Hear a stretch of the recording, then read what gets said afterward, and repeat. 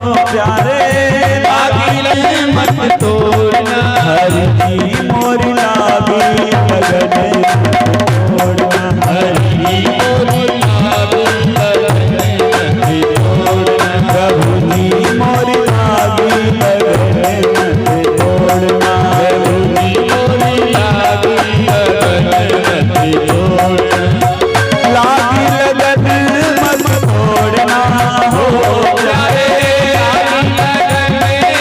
छोड़ना लागी लगन मत तोड़ना हो प्यारे, लागी लगन मत तोड़ना, हरि की मोरी लागी लगन मत तोड़ना, हरि की मोरी लागी लगन मत तोड़ना।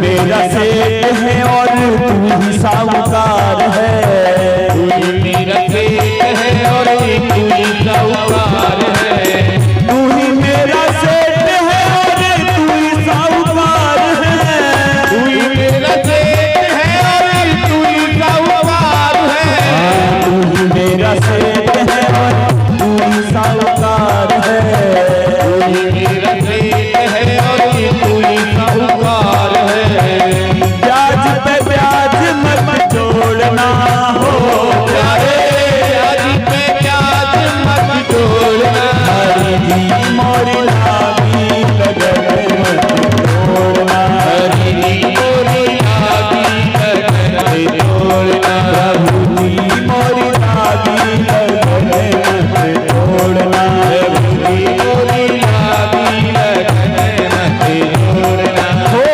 लागी लगन मत तोड़ना हो प्यारे, लागी लगन मत तोड़ना, लागी लगन मत तोड़ना हो प्यारे, लागी लगन मत तोड़ना, हरि की मोरी लागी लगन मत तोड़ना, हरि की मोरी लागी लगन मत तोड़ना, प्रभु जी मोरी लागी लगन मत तोड़ना,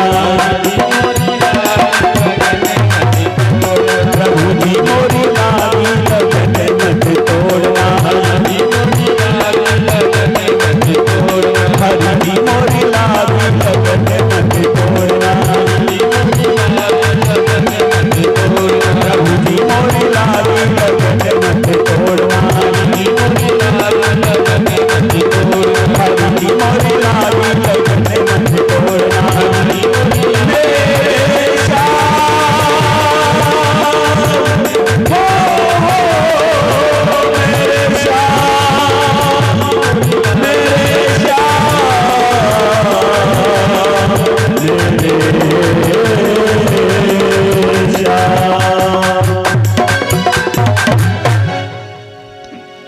बोलिए भागवत भगवान की जय। ज्ञानां स्वरूपं च हरेरधीनं शरीर संयोग वियोग योगम् अणो हि जीवम् प्रतिदेह भिन्नम् ज्ञातात्वन्तं यदनन्तमाहुः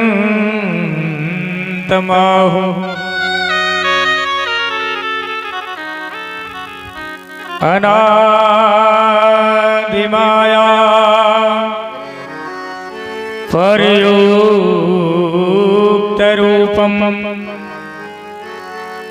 तेनां विधुर्वे भगवत् प्रसादम्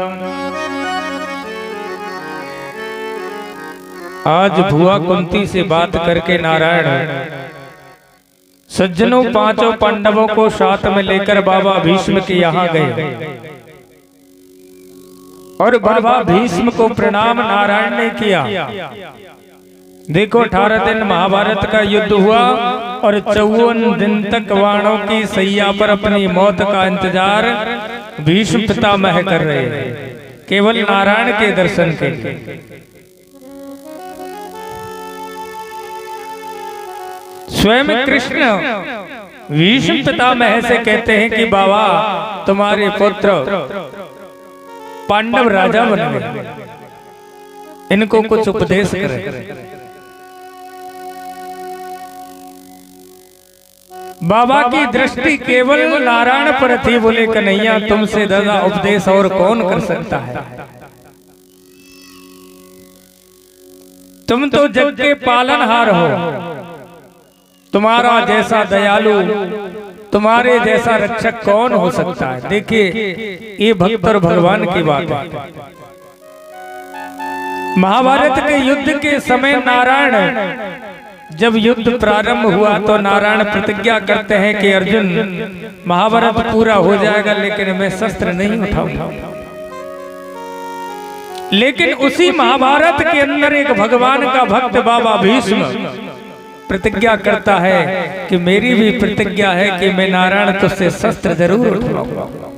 अब देखो इधर भक्त की प्रतिज्ञा और इधर भगवान की प्रतिज्ञा। महाभारत का युद्ध सज्जनों प्रारंभ हुआ कि बाबा ने प्रतिज्ञा की कि आज अर्जुन को जीवित नहीं छोड़ूंगा। और ये नारायण को पता था कि बाबा अर्जुन को परास्त जरूर करेंगे, ये भगवान को पता था। और जैसे ही सज्जनों युद्ध प्रारंभ हुआ पहले झांकी के दर्शन किए कि केशव सारथी बने हुए हैं अर्जुन के, बाबा सामने हैं भीष्म पितामह। और जैसे ही सज्जनों युद्ध प्रारंभ हुआ तो बाबा ने 2-3 बाणों से ही अर्जुन का रथ धराशायी कर दिया। उधर नारायण ने विचार किया अरे मेरी प्रतिज्ञा तो भले ही टूट जाए लेकिन मेरे भक्त की प्रतिज्ञा नहीं टूटे। उसी समय उस गोविंद ने रथ के पहिए को अपनी उंगली पर लगाया और एक साथ रणभूमि में कूद पड़े। भगवान का दुपट्टा जो था ना वो पृथ्वी पर गिर गया तो पृथ्वी भी कांपने लगी। क्यों? जिस ईश्वर की आराधना पूरा विश्व करता है आज वही ईश्वर अपनी प्रतिज्ञा को तोड़े तो क्या होगा। पृथ्वी भी कांप गई। तो नारायण ने धीरे से पृथ्वी से कह दिया अरे पृथ्वी तू मत घबरा, अरे मैं भक्त के लिए कुछ भी कर सकता हूँ। देखते हो ना नचायो भक्तन ने मोय नाना भांत। भगवान भक्त के लिए कुछ भी कर सकते हैं। कहूँ शस्त्र में उठाऊं, कहूँ रण छोड़ भग जाऊं, कहूँ प्रतिज्ञा हूँ भुलाऊं, कहूँ भीख मांगू जा। रूप बामन को धार जाए पहुंचो बलिद्वार, 3 पेड़ में ही 3 लोक नाप लिए धार। महाभारत में अर्जुन के संग सारथी नाम कहा है। भक्तों के लिए भगवान कहते हैं कि मेरी प्रतिज्ञा भले ही टूट जाए लेकिन मेरा भक्त का मान नहीं घटना चाहिए। तो नारायण उस रण में कूद गए और जैसे ही बाबा भीष्म ने भगवान की झांकी देखी उसी समय धनुष बाण छोड़ दिए सज्जन। उसी समय बाबा ने अपने धनुष बाणों को छोड़ दिया और हाथ जोड़ करके खड़े हो गए, गोविंद की उस झांकी को निहारने लगे। सुभा विदूपा से समस्त दोषा, मसीस कल्याण गुणी करासे, विभाननम ब्रह्म परम वरेण्यम, ध्यायेम कृष्णम कमले क्षणम हरे। बाबा ने दोनों हाथ जोड़े, झांकी को एकदम सब दोषों को छोड़ करके उस नारायण की झांकी का ध्यान किया। कितना दिव्य रूप उस नारायण का। सज्जनों, बाबा प्रार्थना कर रहे हैं, नारायण अपनी झांकी भक्त को दिखा रहे, अर्जुन अपना काम कर रहा है। अर्जुन के बाण प्रारंभ थे लेकिन बाबा हिले तक नहीं। तो देखो भक्त के लिए कितना मान। आगे भगवान भक्त के यहाँ देखो, भगवान भक्ति में कभी किसी चीज को नहीं पूछते। कोई कहे कि महाराज भगवान तो पढ़े लिखे देखते होंगे, बड़े विद्वानों के यहाँ, तो इन सब चीजों का समाधान भागवत के अंदर है, सब कथा है। भगवान भैया किसी पढ़े लिखे को नहीं मिलती है कोई, ये तो गवार को भी मिलते हैं। इतिहास है, मीरा ने एक अक्षर नहीं पढ़ा, संत कबीर ने एक अक्षर नहीं पढ़ा, रैदास ने एक अक्षर नहीं पढ़ा। अच्छे अच्छे अपने यहाँ भक्त हुए थे भगवान के, संत पीपा भी कलयुग में, जिन्होंने स्कूल तक नहीं देखा, लेकिन इतिहास गवाह है कि उन संतों के नाम से, उनके बोले हुए बोलों से लोग आज पीएचडी कर रहे हैं। करते कि नहीं करते? किसी ने कहा तो भैया भगवान तो दिन में 5 बार नहाने वाले को मिलते होंगे, तो ऐसा भी कुछ नहीं है। भगवान राघवेंद्र सरकार जब 14 वर्ष वनवास को गए तो वन में भगवान की मुलाकात भीलों से होती है। भील जाति के लोगों से होती है जो कभी नहाते ही नहीं थे, लेकिन राघवेंद्र सरकार ने उनको भी गले से लगाया, प्यार से बोली राधे राधे। कथा आती है रामचरितमानस में मां सबरी की। सबरी क्या थी सबको पता है, किस जाति से थी, किस वर्ण से थी, लेकिन सबरी के यहाँ स्वयं राघवेंद्र सरकार गए और राघवेंद्र सरकार ने सबरी के यहाँ सबरी के झूठे बेर खाए भक्ति के लिए। प्यार से बोले राधे राधे। क्योंकि रामचरितमानस में सज्जनों स्पष्ट लिखा है बाबा तुलसीदास ने कि जाति पात पूछे ना कोई, कि जाति पात पूछे ना कोई, हरि को भजे सो हरि को होई, हरि को भजे सो हरि को होई। श्री राम जय राम, बोलिए राम। श्री राम जय राम, जय जय राम। श्री राम जय राम, जय राम। श्री राम जय राम, जय जय राम। किसी ने कहा कि भैया भगवान तो जाति पाति देखते हैं, बोले भैया भगवान जाति नहीं देखते। भागवत के अंदर कथा आती है कि कौरव और पांडवों में झगड़ा हो गया, तो भगवान नारायण शांति दूत बन करके आए सज्जनों कि इनका झगड़ा समाप्त हो जाए। तो दुर्योधन ने अपने हस्तिनापुर को कपटपूर्ण ऐसा सजवाया कि दुनिया देखती रह गई, लेकिन उसके अंदर कपट भाव से नहीं सजवाया, हस्तिनापुर को कपट से सजवाया। गोविंद आए और गोविंद ने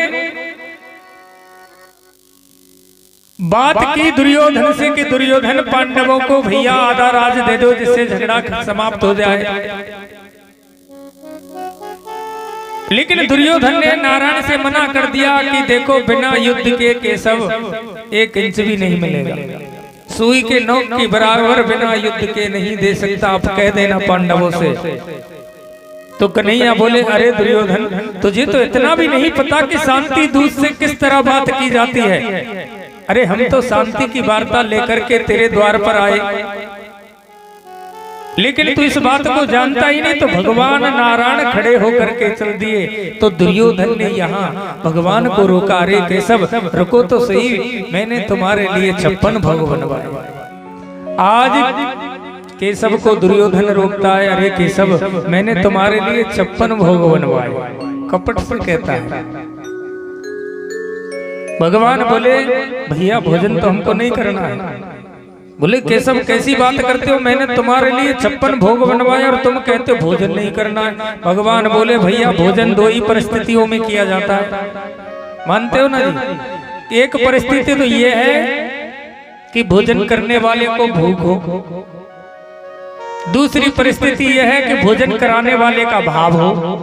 अब तेरे अंदर भाव नहीं है और मेरे अंदर भूख नहीं है। और तीसरी बात यह कि भैया मेरा नौता तो पहले से ही फिक्स है, एक यजमान ने नौता दे दिया, मुझे भोजन वही करना है। दुर्योधन पूछता है कि आपका नौता कहाँ हो गया? बोले मेरा नौता काका विदुर के यहाँ है, दासी पुत्र थे विदुर। बोले मेरा निमंत्रण है विदुर के यहाँ। दुर्योधन बोला उस विदुर के यहाँ तुम क्या खाओगे? अरे वो विदुर कन्हैया बोले देख जाने नौ तो दियो ना, व्यवस्था वही करेगा, हमको क्या पता अगला क्या खिलाएगा, लेकिन भोजन तो काका विदुर के घर होगा। ये भाव की बात है। और सज्जनों जिस समय केशव हस्तिनापुर में आए, जिस समय भगवान नारायण हस्तिनापुर में आए तो विदुर जी भी भगवान का इंतजार कर रहे थे कि कन्हैया आएगा। विदुर और विदुरानी एक दीवार से सटे हुए खड़े हैं। अब तुम जानते हो कि द्वारकाधीश थे भगवान। आज देश अपने राज्य का भी सीएम अगर किसी जगह पे आए तो बहुत भीड़ लगती है, वो स्वयं नारायण थे। इतनी भीड़ थी, लेकिन उस भीड़ में भी कन्हैया ने विदुर को देख लिया और विदुर जी को ये लग रहा था कि कन्हैया ने मुझे इशारा कर दिया कि काका तुम घर चलो, हम भोजन करने जरूर आएंगे। ये भाव की कथा है। और सज्जनों नारायण विदुर के यहाँ जैसे ही विदुर जी अपने घर को गए तो घर में कोई सामान नहीं था, तो विदुर जी तो व्यवस्था में चले गए, कन्हैया के खिलाने की व्यवस्था में लग गए, बाहर गए। विदुरानी जी स्नान कर रही थी और कन्हैया उसी समय पहुंच गए और गेट को खटखटाया। स्वयं नारायण ने कहा काका, विदुर से भगवान काका कहते थे। काका नहीं बोले तो काकी को याद किया उस गोविंद ने। बोले काकी हम आ गए, बहुत जोर से भूख लग रही है। विदुरानी जी उस समय स्नान कर रही थी तो विदुरानी को सुध ही नहीं रहा, इतनी प्रेम में पागल हो गई कि आधे वस्त्र पहन रखे आधे नहीं पहन रखे और जाकर के गेट खोल दिया। लेकिन कन्हैया उस नारायण के सामने भैया सब लोग ही निवस्त्र हैं, ऐसा भाव मत रखना, ये हमारा प्रचलन है। तो नारायण ने वस्त्रों पर ध्यान नहीं दिया और विदुरानी की जाति पर भी ध्यान नहीं दिया। बोले काकी बहुत जोर से भूख लग रही है, हमको भोजन करना है, हमारे खाने के ताई कछु व्यवस्था कर दे। एक चौकी को लिया, एक पट्टे को लिया, जिसको भी विदुरानी ने उल्टा कर दिया, कभी यहाँ बिछाए कभी वहां बिछाए। बोले कन्हैया ये जगह खराब है, इस पर नहीं उस जगह पर बैठो। पूरे आंगन में कन्हैया को घुमा दिया विदुरानी ने। और सज्जनों उल्टे पाटे पर उस केशव को बिठाया। विदुर जी का स्थान जो था वो केलाओं का वन था, कदली वन बोलते, कदली वन में उसकी कुटिया थी विदुर जी की। तो केला तो वहां बहुत थे। विदुरानी के यहाँ 2-3 दिन पहले केला पड़े थे, उल्टे पाटे पर कन्हैया को बिठाया और विदुरानी भगवान को केला खिलाने लगी। केला कैसे खिलाती है कि गिरी जो अंदर की होती है उसको नीचे डाल दिया और भगवान को छिलका खिलाने लगी। कि भाव का भूखा है वो और भाव ही बस सार है, और भाव से भजता उसे तो भव से बेड़ा पार है। कि भावना में अगर भावना हो तो भावना बेकार है, और भाव से भजता उसे तो भव से बेड़ा पार है। विदुरानी को नहीं पता भाव के आगे कि मैं कन्हैया को क्या खिला रही हूं। और सज्जनों उसी समय विदुर जी आ गया। इस दृश्य को देख रहे हैं, अरे विदुरानी कितनी पागल है, विदुरानी कितनी पागल है कि मेरे कन्हैया को छिलका खिला रही है। तो विदुर जी ने विदुरानी को डांट लगाई, अरे हट पगली, तूने क्या कन्हैया को छिलका खिला रही है।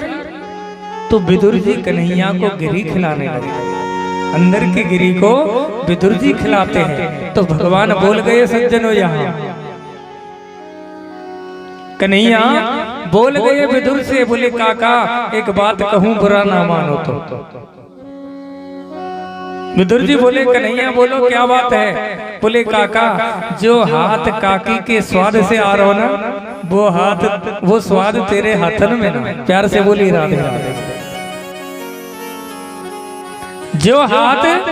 जो स्वाद काकी के हाथन में है हो ना, वो स्वाद तेरे हाथन में ना है। कि भाव बिना बाजार में और वस्तु मिले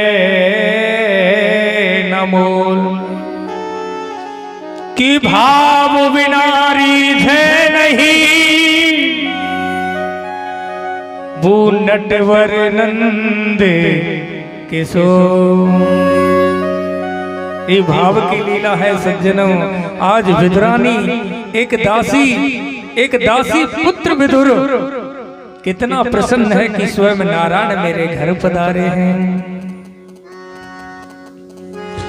विदुर घर आए बांके बिहारी, सभी बोलिए घर आए बांके बिहारी विदुर घर, बांके बिहारी विदुर घर आए, बांके बिहारी, बांके बिहारी हाँ कुंज बिहारी, बांके बिहारी कुंज बिहारी, बांके बिहारी हाँ कुंज बिहारी, बांके बिहारी हाँ कुंज बिहारी। विदुर घर आए बांके बिहारी, विदुर घर आए बांके बिहारी।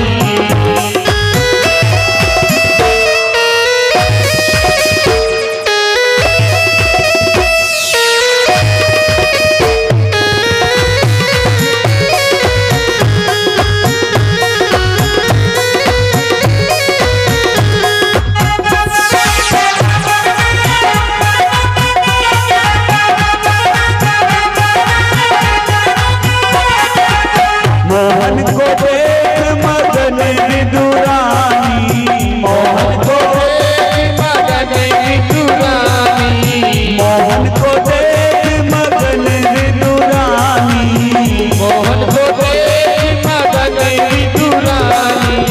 मन में फूली नहीं समानी, मन में फूली नहीं समानी, हो मन में फूली नहीं समानी, मन में फूली नहीं समानी। अगन जय बुहारी, अगन लिखवाए जय बुहारी। विदुर घर आए बांके बिहारी, विदुर घर आए बांके बिहारी।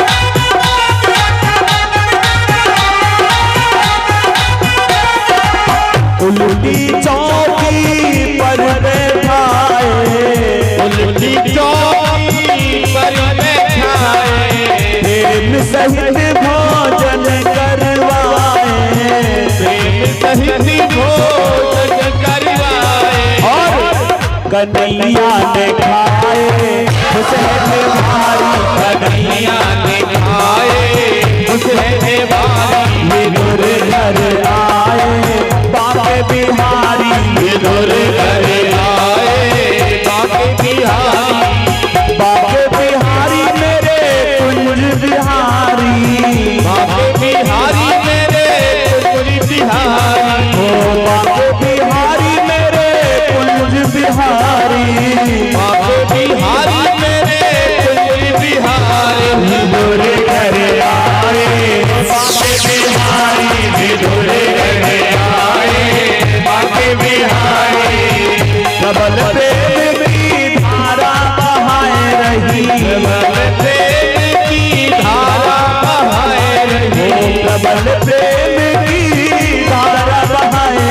प्रबल प्रेम की धारा बहाए रही, फल फेंके और छिलका खवाए रही, फल फेंके और छिलका खवाए रही, छिलका खवाए रही, छिलका खवाए रही, छिलका खवाए रही, छिलका खवाए रही, अरे फल फेंके और छिलका खवाए रही, फल फेंके और छिलका खवाए रही, स्वाद बड़े आए। कन्हैया कहने लगे विदुरानी फलों को फेंक रही है और छिलका खवा रही है बांके बिहारी को, तो कन्हैया कहते हैं स्वाद बड़े आए विदुर घर आए बांके बिहारी, विदुर घर आए बांके बिहारी, विदुर घर आए बांके बिहारी, अरे बांके बिहारी मेरे मदन मुरारी, बांके बिहारी मेरे मदन मुरारी, बांके बिहारी मेरे कुंज बिहारी, बांके बिहारी मेरे कुंज बिहारी, ये तो बांके बिहारी बांके बिहारी विदुर घर आए, बांके बिहारी विदुर घर आए, बांके बिहारी विदुर घर आए, बांके बिहारी विदुर घर आए, बांके बिहारी विदुर घर आए, बांके बिहारी विदुर घर आए, मेरे श्याम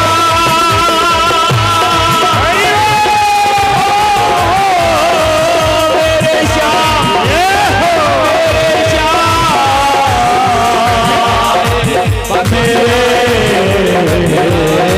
श्याम।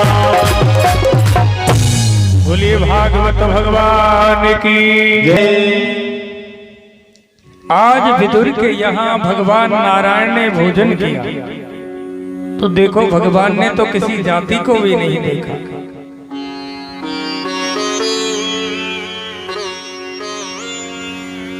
सज्जनों, आज नारायण बाबा भीष्म से बात कर रहे हैं तो बाबा ने इशारों में बता दिया, बाबा मैं तो भक्त के लिए कुछ भी कर सकता हूं।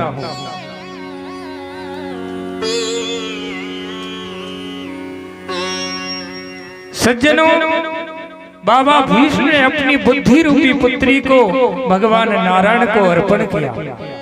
बोले केशव, मेरी बुद्धि रूपी पुत्री को मैं आपके अर्पण करता हूं।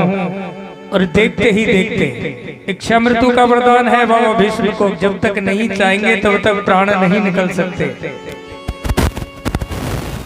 कन्हैया ने तो कहा बाबा आप कहें तो और देख लो, लेकिन बाबा ने कहा कन्हैया जन्म जन्म मुनि जतन कराए, अंत राम कहूं आवत।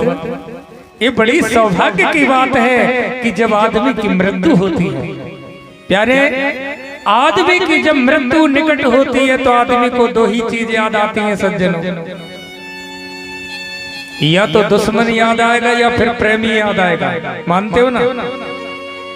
जिस समय आदमी के प्राण निकलते हैं, ये जीव आत्मा शरीर को छोड़ करके बाहर जाती है, तो आदमी को दो ही चीज याद आती है, या तो प्रेमी याद आता है या फिर दुश्मन याद आता है।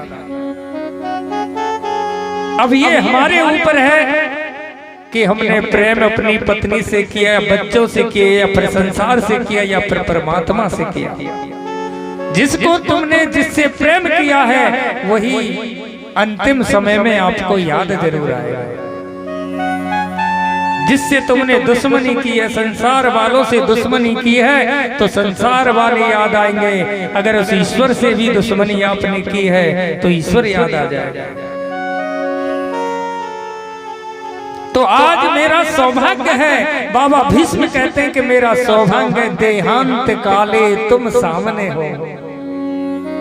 हे प्यारे, हे केशव, मेरा कितना बड़ा सौभाग्य है कि मैं अपने शरीर से जीवात्मा जब मेरी निकल रही है तो स्वयं गोविंद मेरे सामने है। और सज्जनों, बाबा भीष्म उसी समय शरीर को छोड़ देते हैं। प्यार से बोली राधे राधे। कथा को आगे बढ़ाना है, क्योंकि कथा विस्तार बहुत लंबा है कथा का, कथा आगे भी है। तो सज्जनों, बाबा भीष्म और पांडवों को छोड़कर के श्याम सुंदर द्वारका गए। समय आया कि राजा परीक्षित का जन्म हो गया। राजा परीक्षित का जन्म हुआ। ज्योतिषियों ने धर्मराज युधिष्ठिर को बताया कि तुम्हारा बालक इस पृथ्वी का सम्राट राजा होगा, क्षत्रियों में गौरव प्राप्त करने वाला तुम्हारा पुत्र राजा परीक्षित बनेगा, और इसका राज जहां से सूर्य उदय होता है और जहां पर अस्त होता है वहां तक इसका राज रहेगा। परंतु दुर्भाग्य की बात है कि एक सर्प के काटने से इसकी मृत्यु होगी। प्यार से बोली राधे राधे। राज पंडितों ने बता दिया। समय आया सज्जनों, उधर केशव कन्हैया द्वारकाधीश अपने धाम को गमन करते हैं। अर्जुन ने जैसे ही समाचार सुनाया कुंती को कि कन्हैया हमको छोड़ करके चले गए, तो कुंती उसी समय धराम से गिर गई और पांडव अपने पुत्र परीक्षित को राज देकर के हिमालय को प्रस्थान कर गए। राजा परीक्षित का विवाह सज्जनों उत्तर राजा की पुत्री इरावती से हुआ था, जिनके 4 पुत्र हुए, जिनमें सबसे बड़ा पुत्र था जन्मेजय। प्रजा सुखे सुखम राज्ञा, कि राजा प्रजा के लिए वही अच्छा होता है जो अपनी प्रजा का भरण पोषण करे। तो राजा परीक्षित के 4 पुत्र बड़े हो गए। राजा परीक्षित अपने दादाओं की बात मानकर, अर्जुन भीम युधिष्ठिर आदियों के उपदेशों को मानकर संत सेवा करते थे, ब्राह्मण सेवा करते थे। भागवत में, शास्त्र में तो इतना लिखा है कि राजा परीक्षित भेष बदलकर संत आश्रमों में जाते और संतों की सेवा करते थे। सज्जनों, एक दिन राजा परीक्षित अपने खजाने में गए अंदर। समय आ जाता है, देखो समय आ गया कि राजा परीक्षित खजाने के अंदर गए, तो वहां राजा परीक्षित की नजर एक मुकुट पर पड़ी, जो मुकुट राजा जरासंध से जीत करके पांडव लाए थे। उस मुकुट को धारण कर लिया राजा परीक्षित ने और आखेट के लिए निकल गए। और सज्जनों, आखेट करने को जैसे ही राजा परीक्षित गए तो राजा ने कौतूहल देखा, एक तमाशा देखा। तमाशा क्या था? एक बैल को देखा, उसका एक ही पैर था। ये धर्म रूपी बैल के 3 पैर कट गए, एक पैर बचा था केवल दान का। और सज्जनों, पुनः राजा परीक्षित ने देखा कि एक काला काला आदमी, बहुत बड़ा लंबा पूरा, और एक गाय को मारते हुए चला आ रहा है। राजा परीक्षित ने जैसे ही उस काले काले पुरुष को देखा और एक फटकार लगाए, मेरे राज्य में तू होता कौन है गाय को मारने वाला? और सज्जनों, वो कोई आदमी साधारण नहीं था, वो आदमी स्वयं कलयुग था जो अब चल रहा है। कलयुग इंसान रूपी बनकर के राजा परीक्षित की नजर जब कलयुग पर पड़ी, तो राजा परीक्षित को देख करके कलयुग घबरा गया कि राजा परीक्षित मुझे छोड़ेगा नहीं, क्योंकि चौथरपा राज राजा परीक्षित का है। तो कलयुग राजा परीक्षित के चरणों में गिर गया। बोले महाराज मुझे क्षमा कर। बोले ऐसा कर, तू मेरे राज्य को छोड़ करके चला जा। कलयुग बोला महाराज मैं जाऊं, कहां जाऊं बताओ? अरे जहां से सूर्य उदय होता है और जहां तक अस्त होता है वहां तक आपका राज है, तो मैं रहूं कहां? महाराज मुझे कुछ जगह दे, मैं तो आपके राज में ही रहना चाहता हूं। राजा को दया आ गई। राजा बोले चल मैं तुझे एक जगह देता हूं, और वो जगह है धूतपानम, कि जहां पर लोग जुआ खेलते हो वहां तेरा निवास होगा। धूतपानम तथैव च मद्रास्तवनेव च। कलयुग बोला महाराज ये तो जगह थोड़ी है, तो दूसरी जगह दे दी कि जहां पर मदिरा पान होता हो, जहां शराब बनाई जाती हो, वहां तेरा निवास होगा। कलयुग बोला महाराज ये जगह भी कम है। तो राजा ने कहा चल एक जगह और, परस्त्रीगामी, जहां वैश्यालय होते हैं, परस्त्रीगामी पुरुष होते हैं, उस जगह पर तेरा निवास होगा। कलयुग बोला महाराज ये भी जगह मेरे लिए बहुत कम है, महाराज थोड़ी कृपा करें। अब राजा दयालु होते हैं, कलयुग मांगता गया, राजा देते गए। क्योंकि जो जगह राजा परीक्षित कलयुग को दे रहे हैं वहां से राजा परीक्षित पर कोई प्रभाव पड़ने वाला नहीं था। राजा परीक्षित जगह देते हैं, जुआ चोरी हाट मद बेचा कंचन में बस गए। और सज्जनों अंत में कलयुग को जगह राजा परीक्षित देते हैं जब ज्यादा गिड़गिड़ाता है कि महाराज कोई सुंदर सी जगह दे दो, एक भी जगह ठीक नहीं है। तो राजा परीक्षित ने कह दिया कि मैं तुझे एक जगह और देता हूं कि जो जबरदस्ती छीना हुआ स्वर्ण, छीना हुआ जो धन है, हरण किया हुआ धन है, उसमें तेरा निवास होगा। और सज्जनों जैसे ही राजा परीक्षित ने देखो स्वर्ण में कलयुग का निवास नहीं है, क्योंकि गीता में भगवान कहते हैं कि भैया जितने भी रत्न हैं, जिन उन रत्नों में स्वर्ण नाम का जो आभूषण है वो स्वर्ण में है। भगवान को हिरण्यगर्भ कहा जाता है, हिरण्यगर्भ कहते हैं सोने को जो भगवान के उदर में है। तो राजा परीक्षित कहते हैं कि भैया जो छीना हुआ धन, जबरदस्ती से लाया हुआ धन, हरण किया हुआ धन, उस सोने में तेरा निवास होगा। मौका देख लिया कलयुग ने, राजा परीक्षित ने जो मुकुट पहना था वो जरासंध से पांडव लाए थे, और मौका पाकर राजा के मुकुट पर कलयुग का निवास हो गया सज्जनों।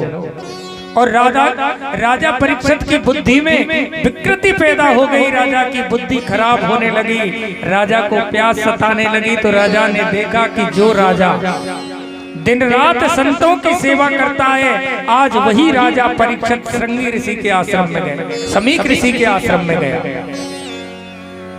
सज्जनों समीक ऋषि समाधि लगाए बैठे हुए, राजा जल की याचना करते हैं कि हे महाराज मुझे जलपान कराए, मैं राजा परीक्षित आपसे जल की याचना करता हूं।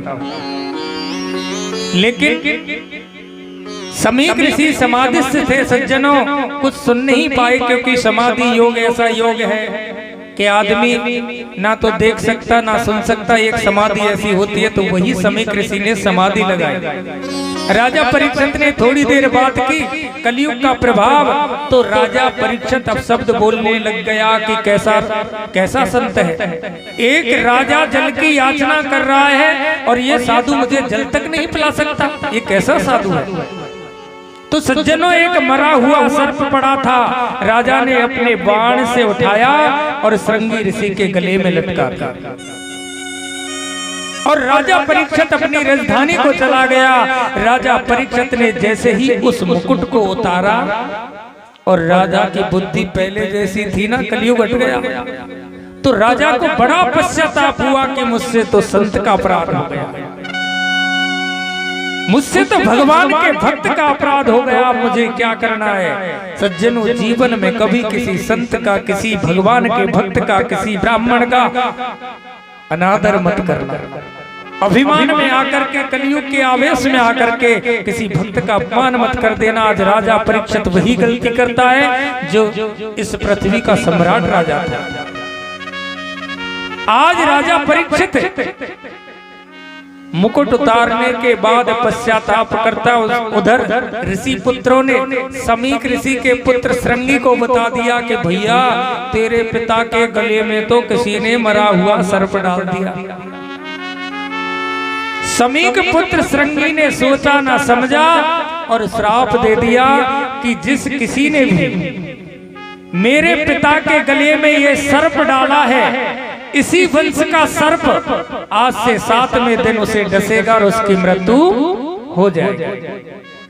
सज्जनों तक्षक वंश का सर्प था, श्राप लग गया।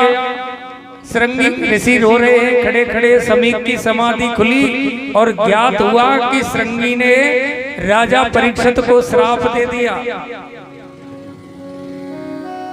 समीक ऋषि ने कहा, अरे श्रृंगी तूने बहुत बड़ा अपराध किया, एक सज्जन राजा को श्राप दे दिया। अरे श्रृंगी जा उस राजा को बता दे, अब उसे 7 दिन में मरना है तो है ही, और 7 दिन में हम सबको भी मरना, हमको भी श्राप लगा हुआ है। बोले श्रृंगी तू जाकर के राजा परीक्षित से कह दे कि 7 दिन में अपने मोक्ष का उपाय कर ले। और सज्जनों, जैसे ही श्रृंगी ने जाकर के राजा परीक्षित से कहा कि परीक्षित तुझे श्राप लग गया कि आज के 7वें दिन तुझे तक्षक नाग खाएगा और तेरी मृत्यु होगी। सज्जनों, हर आदमी मृत्यु को सुनकर दुखी होता है, लेकिन राजा परीक्षित बड़ा खुश हुआ। ये भागवत में लिखा है। अगर किसी आदमी से कह दिया जाए कि भैया कल तुझे मरना है तो चिंता लग जाएगी उसको, लेकिन राजा परीक्षित बड़ा प्रसन्न हुआ और अपनी पत्नी इरावती को बुलाया। अपनी पत्नी इरावती को बुलाकर के राजा परीक्षित कहता है, अरे रानी, आज मैं तुझसे एक बात कहूंगा जो दुनिया का कोई पति अपनी पत्नी से नहीं कह सकता, वो बात मैं तुझसे कहूंगा। रानी ने कहा, महाराज क्या बात है? बोले, मैं 7 दिन तक नहीं मर सकता, मेरी मृत्यु 7 दिन तक नहीं हो सकती, मेरी मृत्यु 7वें दिन जाकर के होगी। ये अटल सत्य है, क्योंकि ऋषि का श्राप असत्य नहीं हो सकता। हम लोग नहीं कह सकते, आप लोग नहीं कह सकते कि हम 7वें दिन मरेंगे, क्योंकि किसी को नहीं पता। 1 मिनट पीछे का नहीं पता कि 1 मिनट पहले अब मैं आपको कथा सुना रहा हूँ, 20 मिनट बाद सुना पाऊंगा या नहीं सुना पाऊंगा, इस बात की गारंटी हमारे पास भी नहीं है। प्यार से बोलिए राधे राधे। राजा परीक्षित ने रानी से कह दिया कि रानी, मैं तो बड़ा सौभाग्यशाली हूँ कि मुझे मालूम हो गया कि मैं 7 दिन बाद मरने वाला हूँ और 7 दिन तक अब मुझे परमात्मा का चिंतन करना है। उसी समय सज्जनों, राजा परीक्षित ने अपने पुत्र जनमेजय को राज तिलक किया और गंगा के तट पर चले गए। गंगा के तट पर राजा परीक्षित सुखदेव जी की शरण में जाते हैं। यही सुखदेव व्यास नंदन।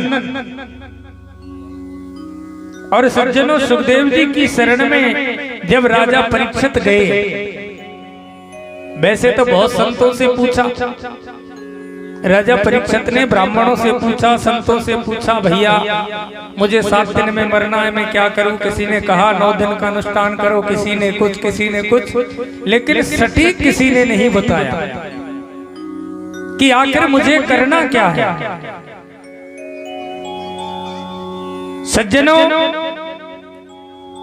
राजा परीक्षित सुखदेव जी के श्री चरणों में जब गया तो सुखदेव ने एक ही प्रश्न किया, गुरुवर, कि जल्दी मरने वाले व्यक्ति को क्या करना चाहिए?